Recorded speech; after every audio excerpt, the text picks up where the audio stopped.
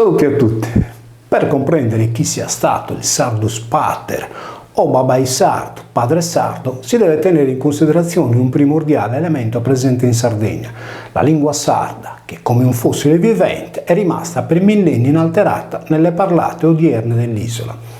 I sardi intendono per padre il pater latino non il loro genitore di sangue, che chiamano babbo, ma il ministro di culto o padre spirituale. L'antenato sardo Don Manno, Mannoi, nonché talvolta il parroco, sono denominati in diversi luoghi Babai. Oggi non voltiamo più lo sguardo verso il cielo per calcolare il tempo o per orientarci nello spazio, così come solevano fare i nostri avi che non possedevano orologi o satelliti. Il cielo era per costoro l'unica grande mappa riflessa sulla terra. Noi però non restiamo insensibili ai colori che il sole spruzza nel cielo e lancia sulle acque del mare durante l'alba e al tramonto. Le popolazioni che abitavano lungo le coste della Sardegna orientale, che vedevano il sole nascere, avevano assunto denominazioni che si rifacevano all'alba o al gallo che l'annunciava. Insieme ai coronimi Gallura, Galilla sono stati dati natali ai vari Gallus, Galisai, Gali, Gallisto. Per questo Galana è un complimento dato a una bella ragazza solare. Il popolo dei Luccheres delle baronie è stato appellato similmente ai cognomi Lucche, Luzzo, Locche. I sardi che vedevano il sole al tramonto erano detti invece Sardanus o Lusitanus. Sardo o Sardo è il cognome che rappresenta i primi, analogo al toponimo di Sardara, mentre Lusia, Lasio, Lasio, Lasia, Lusso o De Lusso sono indicativi dei secondi, similmente al paese di Lussurgio. L'origine e l'etimologia dei termini sardo e lusitano si possono ricavare dalla natura. Nell'antichità era molto ricercata una pietra preziosa che adornava il mantello rosso dei comandanti, ossia la sardonice, scritta sardoniche e pronunciata sardonuc, quindi nuc è sarda, noce sarda. Questo gioiello faceva lievitare il suo valore commerciale man mano che le sue striature si tingevano di rosso intenso. L'altra pietra preziosa era l'andalusite, simile alla sardonice o all'agata sardonica. La Lusia era la divinità protettrice dei tintori. La sardonice era la pietra posta nella prima fila del pettorale del sommo sacerdote. Come racconta Plinio il Vecchio, Claudio, il Cesare, era vanitoso poiché soleva portare in bella vista la sardonice. Giovanni Spano dice che dal colore di tale pietra sono nati sia il sostantivo sardo sia l'aggettivo sardonico. Il canonico però ritiene che tali appellativi non appartengono ai sardi di Sardegna, poiché talvolta, come nel caso del riso sardonico, erano associati a detti riprovevoli. A conferma del loro valore, i greci chiamavano i sardi in 11 modi differenti. Il rosso di queste pietre eguagliava quello lasciato dal sole durante il tramonto, che gli uomini vedevano nel cielo come le striature di sangue che colavano dal corpo del nemico ucciso. Su sole sin des boccende, il sole se ne sta uccidendo, si dice infatti in sardo per descrivere il tramonto. A occidente, occidente dell'Europa, stanziavano i lusitani, attuali abitanti del Portogallo, e gli andalusi, popoli dell'Ispania sud-occidentale. Tali etnomini erano la trasposizione di nomi di luogo della Sardegna alla penisola iberica in tempi remoti. Il Lussio dei Sardi giunse in Anatolia, attuale Turchia, dove venne costruita dai Sardanos la più grande e popolosa città dell'Asia, Sardes, nella terra detta Lusia, oggi pronunciata Lidia. Per questo Omero chiamò tale regione terra dei Luxion, ossia dei Lussu. Sardo è quindi sinonimo di rosso, il colore utilizzato in antichità per tingere i mantelli dei principi, come quello portato dalla babaiola, coccinella, nelle sue ali, che riporta nel nome un babai che vola. Rossa era inoltre la cuprite, il minerale da cui si ricavava il rame. Callimaco dice che la Sardegna, contornata da torri nuragiche, era protetta da Cupride, la divinità rossa come il rame, da cui ha poi preso il nome l'isola di Cuprus, oggi letta Cipro. Il cupuro era la ciotola di terra rossa. Sardo era perciò il colore del rame allo stato puro, il minerale che fuso mutava in metallo dorato, il gladio solasio. Sardo il rosso aveva qui, nella sacra isola di Erutheia o di Erutros rosso, chiamata rossa da Esiodo, dedicata alle ninfe speride del tramonto, la sua dimora terreno divina. Sardo era dunque il sole a occidente. Tolomeo aveva indicato nei pressi del centro di Bida Ramosa, ossia paese del rame, attuale Valle Hermosa, riportata con metallo nella mappa dell'itinerario antonino, il Sardo Spatturis Fanum. Molti studiosi hanno confuso il Sardus Paturis con il Sardus Pater, non comprendendo che Paturis è il genitivo di Pator, che vuol dire arco e non padre. Per cui il Sardus Paturis era l'arco di Sardo, vale a dire il tempio dell'arco del sole. Lesa, lieve corruzione di Lusa, era la città rossa di Sardar, che teneva sia il coronimo di Lusia, sia il toponimo della Sardis anatolica. Non esisteva in natura bene più prezioso del sole, elemento con cui solevano identificarsi i sovrani nell'antichità. Per questo in sardo è sempre in voga un'antica canzone popolare che recita: «Bella sono mi d'abizzo, finza mamma mi l'ha nato, chi ha su sole massimizzo. Bella sono e me ne accorgo, anche mamma me l'ha detto, che al sole mi somiglio». Gli astronomi sardi antichi avevano trasposto dal cielo la linea del sole, oggi chiamata eclittica, che seguiva il suo arco annuale. Tale linea era detta in sardo mandra, madao, medao o arco. La linea tracciata dal Sole intersecava l'equatore celeste nel giorno dell'equinozio di primavera, ovvero sia quando le ore di luce del giorno equivalevano all'oscurità della notte. Gli astri che transitavano nel cielo e passavano sull'eclittica segnavano un momento particolare nella vita degli uomini. Alcune migliaia di anni fa, dai circa 4000 ai 1700 lustri prima di Cristo, incrociava in tale punto, oggi detto gamma, come fosse il filo dell'ordito sulla trama, nel giorno di Berano, primavera del 21 marzo, la costellazione del Toro o Boe. Per festeggiare questo momento peculiare della vittoria della luce sul buio, che noi oggi associamo alla morte e risurrezione di Cristo con la Pasqua, i sacerdoti o astronomi sardi avevano ideato due copricapo, uno cornuto a rappresentare la costellazione del Boe, uno crestato o piumato a identificare il gallo, che annunciava la nascita del sole.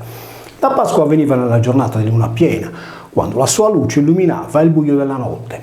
La luna, adornata da 7 stelle, tante quante sono quelle del Toro, è incisa in una moneta romana. Oggi non mettiamo più gli elmi con le corna per onorare la notte che apre la porta al sole, ma manteniamo ancora la tradizione pasquale della cozzola del su, o pane coccoi, cocu o coccone, dove l'uovo riproduce l'occhio del bue nella costellazione del Toro. La stella gigante arancione Aldebaran veniva quindi chiamata in Sardegna Coco o Cozzola, come i due cognomi sardi mantenuti nell'isola da circa 2600 famiglie. Pure l'uovo alla cocco o quella all'occhio di bue sono così chiamati per l'associazione al colore arancio di tale stella. La linea del Sole o l'eclittica raggiungeva la sua massima altitudine rispetto all'equatore celeste nel giorno del solstizio d'estate. All'opposto declinava verso la sua minima altezza nel solstizio d'inverno. Il giorno 21 di dicembre, dopo la morte autunnale, il Sole rinasceva. Per questo tale giornata era detta dai romani Dies Natalis Solis Invicti, mentre nella Sardegna centro-settentrionale era chiamata Pasqua de Natale. Invicti equivale al sardo imbizzo, che vuol dire vezzoso, come un vizio o pecoso dell'ariete il giorno della nascita. La festa del solstizio d'inverno è stata poi associata dai cristiani alla nascita di Cristo, ma la messa di mezzanotte del 24 dicembre è ancora detta in sardo missa di Buddu, ossia messa di Apollo. In greco antico il dio del sole era chiamato Apollon, sebbene il gallo che lo rappresentava fosse espresso con alector. Non vi è pertanto alcuna connessione fra il Puddu che richiama il sole e il nome Apollon, a guisa del fatto che quello ellenico è un prestito al sardo pelasgico Puddu. In sardo si impuddire da Puddu è la nascita del sole all'alba. Per comprendere questo passaggio occorre capire che la doppia L di Apollo, come testimonia il grammatico latino Villalongo, rappresentava graficamente anche il suono cacuminale D, riprodotto nella scrittura sarda odierna con la doppia D. Quindi con la A prostetica del moto al luogo, Apollo diviene Apuddu. Anche il nome di Cristo è associato al gallo, e non, come molti specialisti sostengono, al greco unto. L'elmo cristato era infatti la rappresentazione evidente della cresta, in sardo crista de Buddu, del gallo all'alba. Cristo era infatti il sacerdote del sole. A riguardo, così Ovidio descrive il re giusto di Creta. Minosse nascondeva il capo sotto un elmo grazioso cristato di penne. Molo, uno dei figli bastardi di Minosse, aveva dipinto un gallo nel suo scudo, in quanto vantava di discendere direttamente da Apollo. Il dio del sole era chiamato Elios da Omero, poiché per lo scrittore greco Apollo era un nome barbaro. Apollo era avvelenato in tutto il Mediterraneo. Il più importante santuario della Grecia antica, Delfi, era dedicato proprio al dio del sole. Pausania dice che l'oracolo di Delfi fu edificato da gente venuta dalla terra degli Iperborei e Cateo di Abdera specifica che gli Iperborei abitano in un'isola dell'oceano, quando Diodoro Siculo precisa che l'isola di Iperborea era simile per dimensione alla Sicilia. Dice Liano che in una spedizione un giorno partì dalla Grecia per visitare gli Iperborei. A questo punto occorre capire il significato di Iperborea. Il fatto che Iuperboreos traducesse anche il settentrione ha attratto in inganno autori antichi e moderni, collocando l'isola nel nord Europa. Nel caso ad esempio del prefisso Iuper, che costituisce la prima parte del composto Iuperborei, esso traduce il sardo supra. Infatti singolarmente Iupere, slegato da altri nomi, non si riferisce al solo settentrione, ma è anche rivelatore di aggettivi a verbi di luogo, quali sopra, al di là, dall'altro lato. Il secondo termine, borea, che indica una terra o un emisfero boreale, è la lieve contrazione del coronimo arborea. In questo caso la consonante finale R di Iuper ha generato la sincope della prima vocale A di arborea, fondendosi alla successiva R. Pertanto Iuperborea equivaleva al sardo supra-arborea. Genericamente in Sardegna si indica con la voce supra qualcosa che sta in alto, come ad esempio il supramonte, che denota una terra che si eleva dalla collina o dalla pianura. Nel nostro caso il supramonte di Arborea è l'Arburense, segnato dalla vetta del Monte Arbo, ovvero sia le montagne da cui sgorgano le sorgenti che alimentano il Flumini Mannu, il Riudano. Esiodo dice che il fiume Ridano scorreva nell'Iperborea e colloca gli Iperborei presso le alte cascate dell'Eridano. Pochi luoghi dell'Occidente possono vantare le cascate che si tufano copiose tra i territori glesienti di Villacidro, con Nosfanadiga, Flumini, Guspini e Arbus. Saspendula, così come viene chiamata in questi luoghi la cascata, si getta da 60 metri appena sopra il centro di Villacidro, seguita per 45 metri da quella di Piscina Irgas. Poi il concerto delle acque che suonano nel Cantaro prosegue nelle altre località di Arrus Arbus, Gutruvenugu, Riulinas, Segasizzoris, fino a Murumannu, che dirige l'orchestra dai suoi 72 metri. Dall'Arburense le sorgenti alimentano il rio Terramaistus, terra dei maestri, detto nel primo tratto di San Cosimo, che, arrivato nel Capidano, viene denominato Flumini Bello, fino alla confluenza del Flumini Malu. La forcella dei Pabilloni si chiude nel Flumini Mannu o il Riudano, detto da Tolomeo Fiume Santo, fino allo stagno di Santa Maria. Eschilo narra di Fettonte, che convinse il padre Apollo a fargli condurre il carro del sole. Inesperto, il ragazzo perse il controllo dei cavalli e precipitò nel fiume Ridano, quando Zeus lo fermò. Le tre sorelle di Fettonte piansero talmente tanto che per non dissolvere il loro corpo nell'acqua e nell'aria vennero trasformate in pioppi. Un bosco di pioppi bianchi era posto, secondo la leggenda, lungo le sponde del fiume Oceano. Il pioppo ha le foglie bianche da un lato e scure dall'altro. Il bianco si identifica con l'alba, la nascita della vita, lo scuro con il calare della sera. Il pioppo è chiamato in latino populus e in sardo linna de arbo, linnarbo o costiarbo, in relazione al suo colore albo. Tolomeo chiama populum una città arburense. Il dato è dell'incredibile, poiché a distanza di migliaia di anni dalle fonti antiche, nello stemma medievale del giudicato di Arborea compare l'albero o arbore del pioppo o linna arbo, da cui lo Stato aveva preso il nome di Arbaree. Il fiume Foceanos è identificabile con il rio Mare Foche, l'Iperborea con la Supraarborea o Arburense e il fiume Ridanos con l'omonimo il Riudano. Anche la corona, come dice Ovidio, era fatta di foglie di pioppo ed era rappresentata in terra di Arbarea dalla corona de Lugu, ossia il governo dello Stato. Euripide in un passo dell'Ippolito scrive: sull'acqua dell'Eridano, dalle sponde purpuree, ossia rosso cupe, le infelici fanciulli sorelle di Fettonte piangono lucenti lacrime d'ambra. L'Arburense, come il resto della Sardegna, fu nel periodo del bronzo crocevia dei traffici di ambra. Oggetti d'ambra sono stati trovati in diversi siti archeologici dell'isola, ma ciò che fa il nostro caso è il rinvenimento dell'ambra proprio in una tomba a pozzetto presso il tempio del Sardus Pater o Apollo ad Antas, in Flumini Maggiore. Narra Omero che non lontano dalla foce dell'Eridano vi era un'isola funebre. Il canto di Omero è un'allegoria per indicare l'isola di Sardegna come terra dove Apollo lasciava pascolare la sua quadriga solare. Infatti Cateo di Abdea dice che i figli di Borea rendono culto ad Apollo. Lo storico Diodoro Siculo aggiunge che Apollo visitava l'isola di Iperborea ogni 19 anni, quando le stelle si trovavano nella posizione originaria. In altre parole, nel ciclo detto mettonico, l'anno solare si ricongiungeva a quello lunare ogni 19 anni. Segue a dire Diodoro Siculo, questo spiega il rapporto stretto che lega Apollo a queste genti e la presenza in quella terra di un magnifico tempio sferico, di struttura verosimilmente nuragica, dedicato al dio del sole. La divinità degli Iperborei era quindi Apollo, chiamato in Sardegna Sardus Pater o padre dei Sardi, il cui maggiore tempio era ubicato ad Antas, in territorio di Flumini Maggiore. Secondo Pausania, Delfi, sede dell'oracolo di Apollo in Grecia, era legata agli Iperborei, con i quali aveva costituito una specie di gemellaggio. Lo storico greco, in merito al divo con l'elmo pinnato o cristato, racconta che i sardi, denominati barbari occidentali, mandarono al tempio del dio del sole, in Delfi, un ritratto di bronzo del babbaio padre sardo. Il guerriero sardo con l'elmo pennato compare un disco di Festo, un manufatto di argilla rinvenuto nell'isola di Creta, risalente a 1700 anni prima di Cristo. Sono altresì con l'elmo pennato i guerrieri sardi che gli egiziani chiamavano pelessetti nei bassorilievi. Portano inoltre il copricapo pennato ai sacerdoti o capi tribù, riprodotti nei bronzetti nuragici. Infine, la galea pennata è ben riconoscibile nella moneta dedicata al Sardus Pater, coniata intorno al 38 a.C. da Marco Azio Balbo, nonno di Ottaviano Augusto di parte materna. C'è ora da chiedersi dove Balbo abbia visto l'icona del Sardus Pater con l'elmo pennato. I romani chiamavano i propri antenati con l'epiteto di dei o patris penates, quindi padri pennati, ovvero sia dei padri o babbai con l'elmo pinnato o crestato.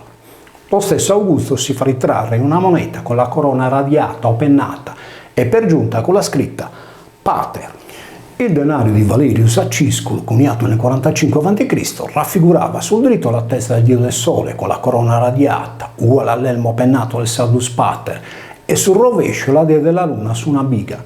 In altre monete Apollo era impersonato con la testa laureata, piumata o diademata, simile alle teste degli dei pennati del denario di Anzius Resio o al calco giovanile di Quintus Sicinius, battuto nel 49 a.C. I padri pennati latini sono disposti sulle monete affiancati, forse per riprodurre i due consoli romani o i due suffetes o fedales sardi. Lo scrittore romano Varrone chiama i mirli delle mura pinne e dice che traggono origine da quei pennacchi che sogliono portare come segno di distinzione i soldati romani sui loro elmi e fra i gladiatori quelli sanniti. La testimonianza di Varrone è confermata da un affresco presente in una tomba sannita a Nola, in Campania, dove sono raffigurati due guerrieri portanti l'uno l'elmo cornuto e l'altro l'elmo pennato. L'elmo cornuto, riferisce a Servio, si chiamava Corus, quindi trasliterato in sardo Corro. Plinio il Vecchio ricorda che i gladiatori sanniti lottavano con scudi rotondi, spada corta e galea cristata o pennata. Anche Livio descrive i gladiatori sanniti con galee cristate, ossia con la cresta e le piume del gallo. La galea, in origine galia, è così denominata perché trasfigura una nave rovesciata, ma allo stesso tempo tale termine viene da gala, ossia alba, e rappresenta sempre il gallo di Appudu o Apollo. Pudo è un cognome diffuso in tutta la Sardegna, con punte proprio nell'Iglesiente. A questo si aggiungono i vari Puda o Cavoni. Alla cresta del Pudo e del Cavoni è rivolta la parola solstizio, in latino solstitium, composta dal sol e da stitium. Se si toglie la desinenza M del nominativo, in quanto il sardo non possiede i casi del latino, il termine stitio si deve leggere stizzo, che vuol dire incazzato, riferito al sole. Nella variante di Castelsardo, Stizzud traduce il campidanese in Camoniscao o il logudorese in Chigristado, ossia come il gallo con la cresta sollevata. Camonisco bello in Chigristao è un complimento rivolto oggi a un giovane con la cresta e i capelli sollevata. Il tempio del Sardus Pater ad Antas è la rappresentazione sulla terra di Sardegna della mitologia sarda primordiale, che ha preceduto di millenni quella romana e quella greca, rivolta al sole e alla luna, rispettivamente ai miti di Appudu, Apollo e di Zana Diana. La struttura del tempio del Sardus Pater, che emerge oggi, è forse ciò che rimane dell'ultimo restauro operato nel periodo di Caracalla, 213 d.C., ma a pochi metri dal tempio vi è una necropoli nuragica con i resti di un antico villaggio dell'età del bronzo. I sardi hanno dato un nome agli astri ben prima dell'era dei metalli, dal momento che la loro ossidiana ha aperto la strada in contesti extra-isolani, Apollo Appudu, il Sole, sarà stato certamente il primo tra le divinità a essere consacrato nella terra di Sardegna. Un saluto al Sole riportato in un brano di Piero Marlas che recita: Curri a tancare, Sajan aderì, curri a tancare, gai questo Sole, non faghet a tempus, a sicandare. Corri a chiudere subito la porta, corri a chiudere, così questo Sole non fa in tempo ad andarsene. Saludos a tutti.